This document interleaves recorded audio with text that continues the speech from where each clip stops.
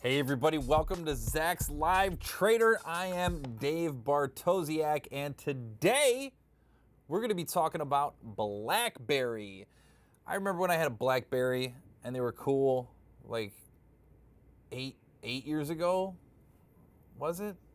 I don't know. Yeah, Obama still has a Blackberry, but that's probably for encryption things. I don't think he likes it that much. Kim Kardashian still has a Blackberry, doesn't she? I don't know. I don't watch that show. But anyway, we're going to be talking about shares of Blackberry here because they're going to be reporting after the bell. I believe it's tomorrow after the bell. We'll go over that later. Tomorrow after the bell, they're going to be reporting earnings. And, you know, it's a pretty active options market out there for Blackberry. And everybody still loves to talk about Blackberry and wanted me to do Blackberry. So it's one of our most looked at quote pages on Zacks.com. So I figured, hey, what the heck, let's go ahead and dig in here and maybe we can find something good to say about Blackberry. So as always, first let's take a look at our price consensus and EPS surprise chart on Zacks.com and see if we can, glean a little bit of information from this. So a wild ride, but you didn't need me to tell you that. For shares of Blackberry, take a look at the black line. That corresponds to the price here on our right y-axis. Now, these multicolored lines are the evolution of our Zacks consensus estimate over time. This is where the depressing begins. Just look at how this stock was supposed to make so much money in 2012, and then these just came crashing down across the board. This is essentially the ascension of the iPhone and the Samsungs of the world here, just destroying Blackberry's market share. And if you take a look at what's happened recently, there was a little bit of optimism heading into 2015, which pretty much got snuffed out. And now, over the course of the last year, these estimates have begun to tick up a little bit. But if you notice, these numbers are starting to run together. You know what that means? There's no growth whatsoever. So essentially, Blackberry right now is sort of in that living purgatory state where they're not quite good enough to go to heaven and not quite bad enough to go to hell yet. They're looking to get bought out is essentially what it is. It's almost like the Twitter scenario, right? At least Twitter's trying things. Blackberry, it just seems like I don't. Have they given up at Blackberry? What the new handsets that they come out? Nobody gets them, right? I mean, I'm sure somebody buys them. My mom has one. So it's, and I'm not here to insult your phone choice. I'm just here to kind of look at the numbers here and look at the facts. I mean, even the gross margins are good, right? So this is a company that has 50% gross margins or better. One bank thinks that 59.1% gross margin is what they're going to have this quarter. And, I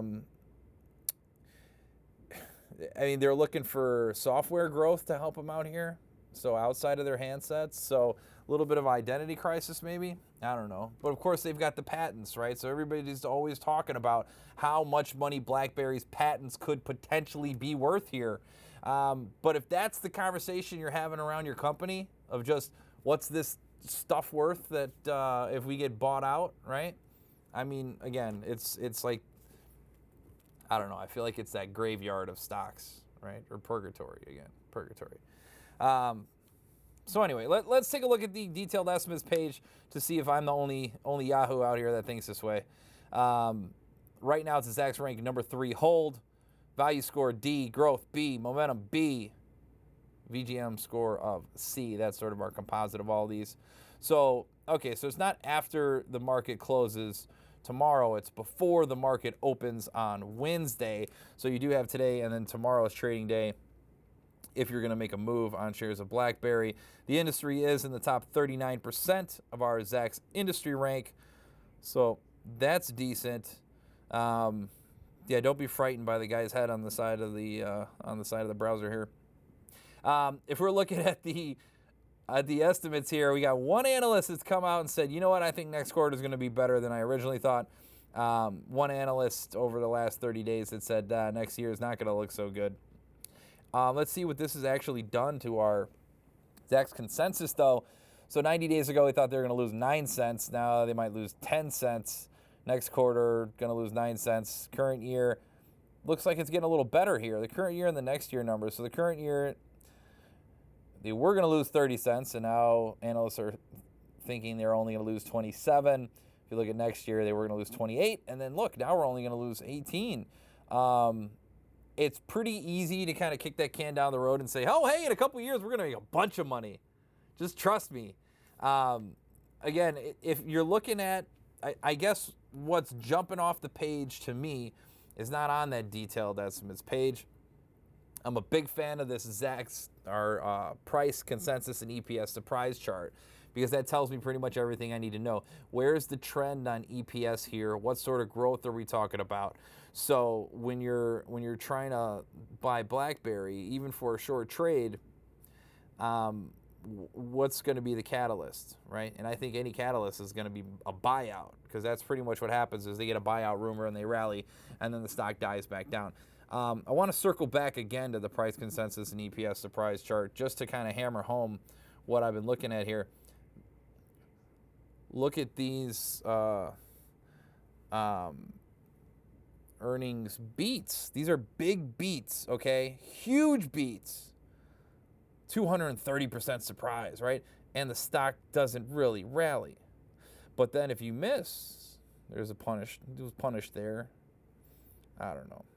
Overall, still pretty bearish scenario here for shares of BlackBerry. Even when they're beating, it's not going fantastic. Okay, I guess here's a little move. This did go from $6.70 to $8.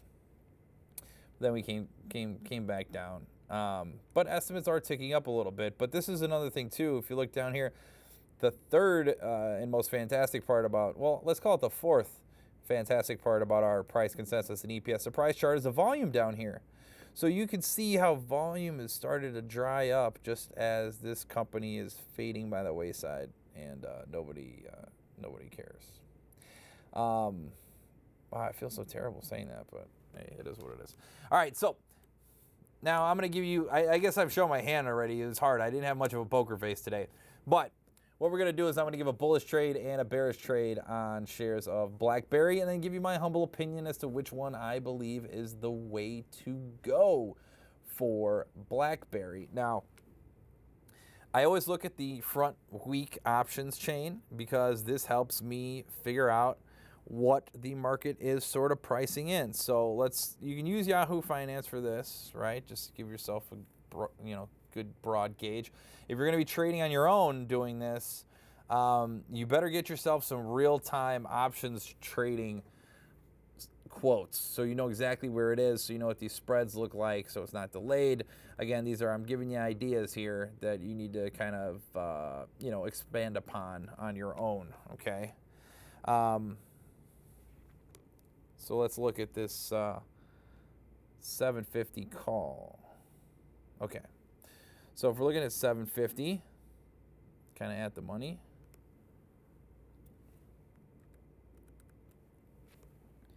And we're trying to price this out, right? So 55 cents is what the call costs. 17 cents is what the put costs. So that's 72 cents divided by the 750. You're talking a 9.6% move is what's getting priced into shares of BlackBerry. And granted, 9.6% on a stock that's trading at $7.80 is obviously a lot smaller of a move, right? Nominally, it doesn't have to move that much to hit that percentage, but in the grand scheme of things, that seems like a pretty decent amount for a stock to move, especially when we just got done talking about Nike and the 5.5% that the options market was pricing in there. And given sort of the lack of volume here in BlackBerry, who's all of a sudden going to, load the boat and make a stance in one way or another on shares of BlackBerry? I don't know. I think here it's going to be a little bit different. So essentially what I'm saying then is I'd like to sell some premium here, okay? And I'm also going to be a little bit more patient in this regard. So I think what I'm going to do is, rather than just looking at this front week, what I want to do is go out a little further in the hopes that the stock is going to drift in one direction or the other based on the earnings report that we're going to go ahead and get here. Because again, we did have a little bit of an uptick in that Zacks consensus estimate. So there could be a little bit of optimism out there, all right? Now, again, I don't have all the answers in the world. I'm just kind of giving my humble opinion here. So I'm going to, on one side, sell into that optimism and see if we can't make a couple bucks. But again, if you're joining us for the first time here, thanks so much for hanging out. This is Zach's Live Trader. And if you have any questions, comments, concerns, if you want to hear more about the Live Trader service that offers some of the premium videos like the Nike video that you missed unless you went ahead and signed up with us, go ahead and send me an email to livetrader@zacks.com. Let me know that you're interested in hearing more about the Live Trader service. It's only $9.99 a month. And once a week, we give you a video that you're not going to get anywhere else. And the other thing is I follow up on these trades that I actually give here to let you know what worked, what didn't work, and what you should be considering when you're thinking about getting out of those trades if you're already in those trades. You're not going to get that unless you are part of our Zacks Live Trader service. Again, livetrader@zacks.com, $9.99 a month. And that's not $999. That's less than 10 bucks. I spent that on brisket today for lunch. It was delicious and it was worth the 10 bucks, that's for sure. Anyway, so let's take a look at the options chain now. So I want to go a little bit further out again. So if they're going to report here at the end of September, so that means they're going to report again the end of December. So let's take a look at these December options. I want to see if there's any open interest here, right? I want to see if there's liquidity because I don't want to get stuck in a place where I don't have liquidity. So I'm going to inspect this. We might look at a couple other months too, depending on how this looks, okay? But it's a relatively popular stock that gets traded a little bit. Okay, we got some decent open interest here. Look at this. We've got almost 2,000 contracts at $6, 4,800 at $7, 7,700 at $8. That's just on the call side. And then on the put side, we got a good chunk too, 8,000 here at $7, 8,800 rather, and then 1,900 at $8. So there's a ton of open interest. There's a lot of liquidity here. I like it. Okay, now, remember I said I was going to sell premium. So I'm going to give you a bullish trade, give you a bearish trade. Both of these are going to be selling premium here, and we'll see how this works out. So if I'm a bull and I'm selling premium, I'm going to be selling puts, right? So I'm going to sell a put spread here in order to make some money. So what I'm going to do is I'm going to try to sell the one that's at the money. So let's look at this $8. And then I would just buy, I would buy the 7. Okay, this marker got too fat for me. Let me do it this way. Yeah, I know. I can make it smaller, I'm sure, but I'm just lazy right now. Okay, so if I'm looking here, this is the December contract, so I got a lot of time for that sort of post-earnings drift to take place. If I sell that $8 put, that's going to be 64 cents in my pocket, but I don't just want to sell it outright because then I have a lot of risk to the downside if the market does sell off, or if the stock sells off considerably. So anyway, 64 cents. Then I'm going to buy the $7 put. So I have 42 cents that I'm going to take in premium, okay? And my money that I'm going to have at risk is the difference in the strike prices, which is $1, minus that 42 cents, which is 58 cents. So in this case, I've got $42 at risk. I'm sorry, I got $58 at risk in order to make 42. So that's potentially a 72% rate of return on this trade. Now, what has to happen? Shares of Blackberry would have to close at expiration December 16th above $8 per share. Again, that is a bullish case scenario, right? That's the bull case. All right, now, what's the bear case? We're going to do a similar trade Just flip it on its head.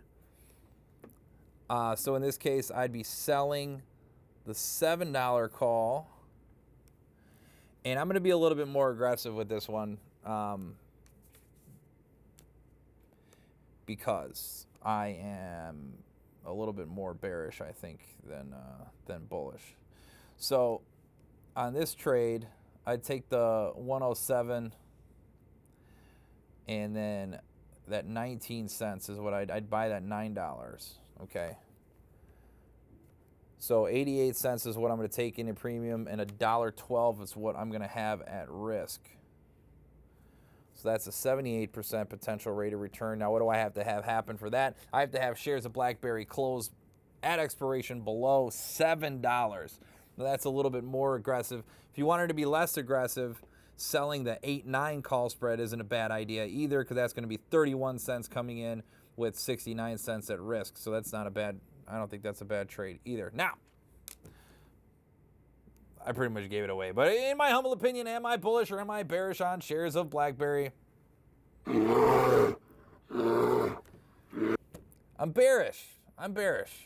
Okay, bearish, like the Chicago Bears were last night, right? They were bearish, kind of like Bears, but more like Cubs. Not Cubs, but like Bear Cubs, just terrible football team. Anyway, now you got me started on the Chicago Bears. Jesus, now I'm just gonna be sad. So yeah, I'm gonna be bullish here on BlackBerry. I just don't. Bearish here on BlackBerry. Too many berries and blacks and just letter B's. I'm going to be bearish on BlackBerry here. I'm gonna sell this at the money call spread. I believe if I was gonna make a trade here, that is the way that I would go, because it's just been drifting downwards, kind of constantly over time, because there's nothing there. There's no volume, there's no growth, there's no hope. It's in purgatory. But there is a risk here. And the risk is that somebody comes out and says, oh, we're going to buy BlackBerry for $12 a share, and then you lose, okay? But I think that's the only way I'm going to lose on this is a buyout, because I just don't believe that they're going to turn it around, because I've lost money on the long side of BlackBerry a couple times, okay? And that was when BlackBerry was $9.50, $10, that kind of thing. Now that it's broken below that level, we're at $7.80, sevens, it goes to $5. That's what I think. I never met a stock that goes down to 7 and stops going down, okay? It's just like if a stock goes to 90, it's going to go to 100 eventually. The 7 to 5 rule, I think, works pretty well too. Okay, so again, thank you so much for hanging out with me here again today. If you have any questions about that service, livetrader@zacks.com. We want to get you guys connected so you're not going to miss things like Nike. So you're not going to miss the follow-up to any of the trades that we make. The follow-up to the BlackBerry trade, the follow-up to the Nike trade. Now, tomorrow, we're going to be talking about Pepsi. That's going to be a good one. Looking forward to that. Wednesday, we have Costco. My mom loves Costco. I think that's where she got her BlackBerry. And then Darden on Friday. Again, that's going to be because before the market opens next Tuesday, a week from tomorrow, that's when Darden's going to report. Okay, so make sure you're with us. Make sure you're hooked up for Zach's Live Trader so you do not miss any of the action coming up over the next several weeks. And again, feel free to shoot me an email, check me out, and let me know what you guys want to see, what companies you're looking for next week. That would be great too, because we really do take your suggestions to heart and add videos throughout the course of the week for you. I can't do all of them, but I try and do as many as I can because frankly this is fun, and I hope you guys like being here too. So again, with Live Trader at Zacks.com, I'm Dave Bartosiak. Thank you so much for coming out, and I'll see you mañana.